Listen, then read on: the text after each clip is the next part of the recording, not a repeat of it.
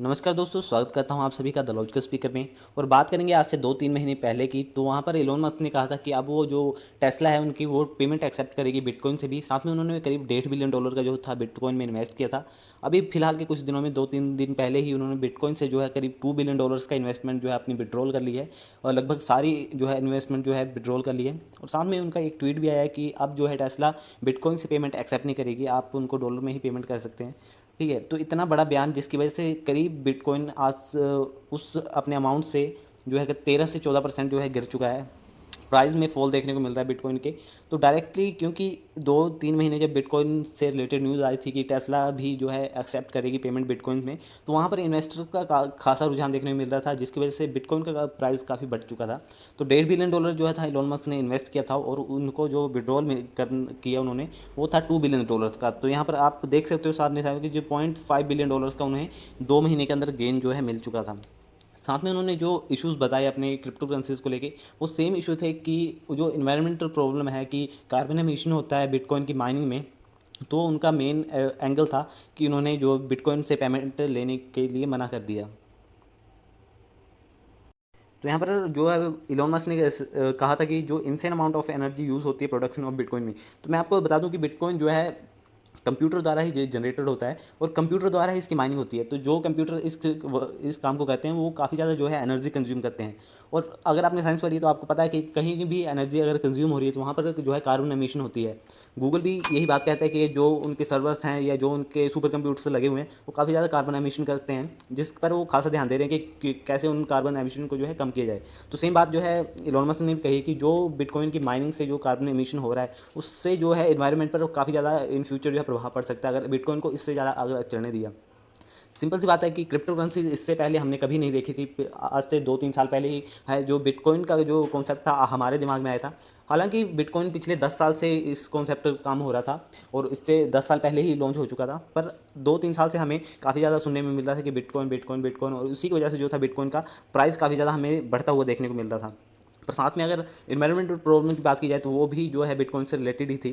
ठीक है, तो अगर बिटकॉइन को आज ही रोक दिया गया, जो फर्स्ट जनरेशन थी बिटकॉइन की, ये हमने देख ली कि उसमें एक प्रॉब्लम थी कि वो सबसे ज़्यादा जो है कार्बन एमिशन कर रहा था। तो इलोन मस्क का सेकंड ये है कि उन्होंने अपनी क्रिप्टो करेंसी बनाने की सोची है, जिसमें वो कार्बन एमिशन को जो है 1% से भी कम करने की। साथ में उन्होंने कहा कि क्रिप्टो करेंसी का जो आइडिया है वो काफ़ी ज़्यादा बढ़िया आइडिया है, और वो बिलीव भी करते हैं इस आइडिया में, क्योंकि ये जो है फ्यूचर की करेंसी है। और साथ में उनका कहना है कि फ्यूचर में इसकी जो है काफ़ी ज़्यादा डिमांड होने वाली है। पर अगर हम इसको जो है परफेक्टली यूज़ कर पाए तो ऐसा नहीं है कि अगर जैसे इंडस्ट्रियलाइजेशन आया था तो उस पर हमने काफ़ी ज़्यादा फोकस किया, पर हम इन्वायरमेंट पर उस टाइम पर फोकस नहीं कर पाए, जिसकी वजह से जो अभी जो हमें अर्थ की हालत देखने को मिल रही है उसमें काफ़ी ज़्यादा ये कंसर्न रहता है वैज्ञानिकों का कि जो इंडस्ट्रियलाइजेशन आया था उसकी वजह से जो इन्वायरमेंट पर हमने प्रभाव जो पड़ता हुआ जो हमें उस टाइम डिनाई कर दिया, जिसकी वजह से हमें आज जो है बहुत कुछ भुगतना पड़ रहा है, जिसकी वजह से ग्लोबल वार्मिंग, ग्लेशियर का पिघलना काफ़ी ज़्यादा देखा जा रहा है। ठीक है, तो यहाँ पर हम इलोन मस्क का वो ट्वीट भी देख सकते हैं जहाँ पर उन्होंने एनर्जी को यूजेस को लेकर एक खास का ट्वीट किया था, जो कि CBECI ऑर्गेनाइजेशन द्वारा जो बनाया गया था कि वो एनर्जी कंजप्शन कैसे जो है बिटकॉइन की वजह से बढ़ गया है। तो यहाँ पर हम देख सकते हैं 2016 तक जो है खासा हमें बिटकॉइन में रुझान देखने को नहीं मिल रहे थे। पर अगर बिटकॉइन की अगर उसके बाद की जर्नी का बताया जाए तो 17, 18, 19 यहाँ पर जो था बिटकॉइन जो था थोड़ा सा जो है प्रचलित होना स्टार्ट हुआ था, फेमस होना स्टार्ट हुआ था।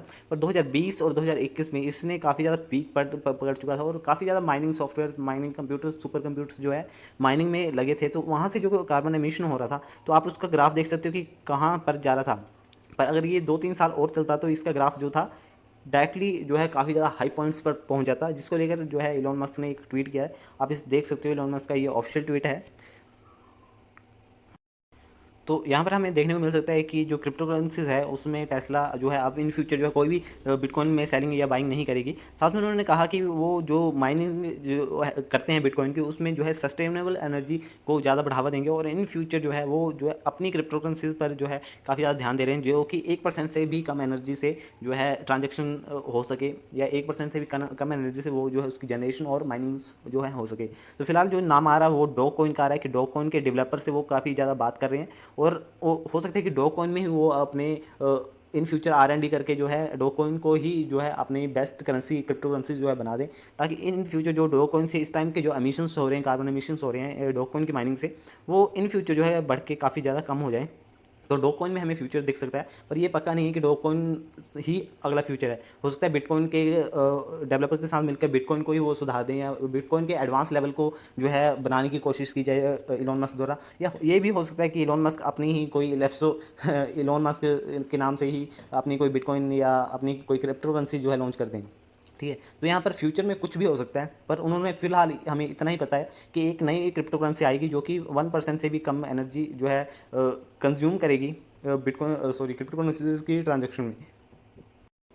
तो आज से 2 दिन पहले जब इलॉन मस्क ने जो है अपना ट्वीट किया था कि वो अपनी टेस्ला की में जो है अब ये करेंसी को एक्सेप्ट नहीं करेंगे, तो उसके बाद से इंडियन मीडिया में काफ़ी ज़्यादा जो है मीम्स बनना स्टार्ट हो गए थे। कुछ लोगों ने उन्हें हर्षद मेहता के साथ कंपेयर किया कि उन्होंने पहले $1.5 बिलियन जो है अपना इन्वेस्ट किया और 2 महीने बाद ही जो है वहाँ से जो है विड्रॉल कर लिया, क्योंकि उनकी कंपनी में पहले ऐसी न्यूज़ बनाई गई कि वो भी जो है बिटकॉइन को एक्सेप्ट करेंगे, और 2 महीने बाद जब उन्होंने विड्रॉल कर लिया उसके बाद से ये न्यूज़ आती है कि अब से जो है टेस्ला जो है बिटकॉइन को एक्सेप्ट नहीं करेगी। तो काफ़ी ज़्यादा मीडिया में काफ़ी ज़्यादा रूमर्स भी फैले हुए हैं, पर इलॉन मस्क जैसा बंदा जो कि फ्यूचर के बारे में सोचता है, जो कि मार्स के बारे में सोचता है, जो कि इलेक्ट्रिक व्हीकल्स के बारे में सोचता है, स्मार्ट सिटीज़ के बारे में सोचता है, तो उससे ये एक्सपेक्ट करना काफ़ी ज़्यादा हमारे लिए नेगेटिविटी का कारण हो सकता है। ठीक है, क्योंकि वो बंदा इतना नेगेटिव नहीं हो सकता। अगर उसने ऐसा सोचा है कि जो है बिटकॉइन से भी अच्छा क्रिप्टो करेंसी जो है इन फ्यूचर में आ सकती है, जो कि कम एनर्जी पर ही ट्रांजेक्शन करे या कम एनर्जी पर है जो है उसकी माइनिंग्स हो, तो ये जो है फ्यूचर को बेटर बनाने में ही है।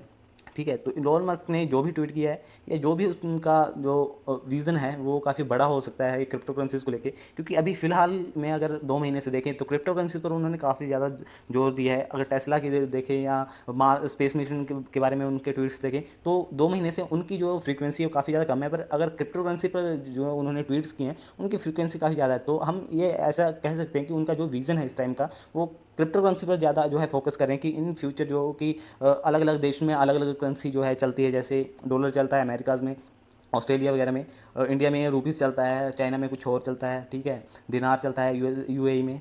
ठीक है, तो इन सब करेंसी को जो है क्रिप्टो करेंसी से जो है स्विच कर दी जाए, और जो क्रिप्टो करेंसीज होंगी वो एक ही करेंसी होगी जो वो पूरे वर्ल्ड में चलेगी, जो कि पूरे वर्ल्ड की ट्रांजेक्शन जो है एक ही क्रिप्टो करेंसीज में होंगी। तो विज़न काफ़ी ज़्यादा बढ़िया है और काफ़ी ज़्यादा अच्छा भी है, जिससे जो ओवरऑल इकोनॉमी है हम कह सकते हैं कि ओवरऑल इकोनॉमी में एक काफ़ी ज़्यादा हमें बूम देखने को मिलेगा उस टाइम पर, क्योंकि हर एक कंट्री में जो कि सेम अगर प्रोडक्ट है उसके जो सेम वैल्यू होगी हर एक कंट्री में। ठीक है, क्योंकि इस टाइम पे अगर डॉलर की बात की जाए और रुपीज़ की बात की जाए तो रुपीज़ की वैल्यू कम है, डॉलर की ज़्यादा है, तो वहाँ पर हमें यूएसए में जो है सामान महंगा लगेगा, यहाँ इंडिया में हमें सामान सस्ता लगेगा। पर अगर बात की जाए क्रिप्टो करेंसीज़ की, तो वहाँ पर जो है जो यूएसए में आप खरीद सकते हो वही इंडिया में सेम प्राइस पर सेम टाइम पर जो है आप खरीद सकते हो। ठीक है, अगर एक वाटर बॉटल की बात करूँ, अगर बिस्लरी की बोतल जो है वहाँ $2 में मिलती है और इंडिया में वही $20 की मिलती है। फ़र्क यह है कि अगर $2 को इंडियन रुपीज़ में कन्वर्ट किया जाए तो वो $140 से भी ज़्यादा बनते हैं। ठीक है, तो $140 का सामान जो अमेरिका में मिल रहा है वही इंडिया में जो है $20 का मिल रहा है। तो आप जो है यहाँ पर महंगाई का जो है आप देख सकते हो कि कितनी महंगे सामान वहाँ पर मिल रहे हैं। पर क्रिप्टो करेंसीज के आ जाने से जो उस महंगाई दर पर भी लगाम लगेगी, साथ में एक पूरा वर्ल्ड में जो है एक ट्रेड सेटअप हो सकता है, जिसकी वजह से जो है ट्रेड करना काफ़ी ज़्यादा आसान हो जाएगा वर्ल्ड वाइड। ठीक है, और बैंकिंग सिस्टम में काफ़ी ज़्यादा सुधार आ जाएगा उससे, क्योंकि बिटकॉइंस की माइनिंग जो है ये कंप्यूटर का काम है। ठीक है, ब्लैक मनी की बात की जाए तो वो भी काफ़ी ज़्यादा कम हो जाएगी। आगे क्रिप्टो करेंसीज जो है इनक्रिप्टेड सिस्टम है, तो यहाँ पर हम पता नहीं लगा सकते कौन सा इंसान कहाँ पर ट्रांजेक्शन कर रहा है और कितनी अमाउंट में ट्रांजेक्शन कर रहा है। पर जो ब्लॉकचेन की हम कह सकते हैं टेक्निक है वो काफ़ी ज़्यादा एडवांस्ड है और काफ़ी ज़्यादा नई है, और फ्यूचर में ये और ज़्यादा एडवांस हो जाएगी और ज़्यादा जो है इफेक्टिव भी हो जाएगी। तो हम कह सकते हैं कि कुल मिला के जो क्रिप्टो करेंसीज को जो नेक्स्ट फ्यूचर जो कि इलॉन मस्क का विज़न है वो काफ़ी ज़्यादा हमारे किफ़ायत के लिए और हमारे फ़ायदे के लिए है। ठीक है, तो ऐसा नहीं सोचना कि बिटकॉइन का अगर प्राइस गिर रहा है तो उसके पीछे इलॉन मस्क है या इलॉन मस्क ने कोई इल्यूमिनाटी कॉन्सेप्ट को वो फॉलो करते हैं। ठीक है, ऐसा नहीं है। ठीक है, उनके दिमाग में हमेशा कुछ ना कुछ चलता रहता है, और क्रिप्टो करेंसी को लेकर अगर कुछ चल रहा है तो वो उसमें जो है बेस्ट ही देंगे। तो हमें फ्यूचर को देखना है कि फ्यूचर कैसा रहेगा हमारा। ठीक है, तो अगर आज की वीडियो आपको अच्छी लगी हो तो ज़रूर लाइक करें, साथ में चैनल को सब्सक्राइब कर दें ताकि आने वाली वीडियोस की नोटिफिकेशन आपके पास पहुंच सके। ठीक है, तो मिलते हैं फिर किसी नई वीडियो में, तब तक के लिए आपका धन्यवाद।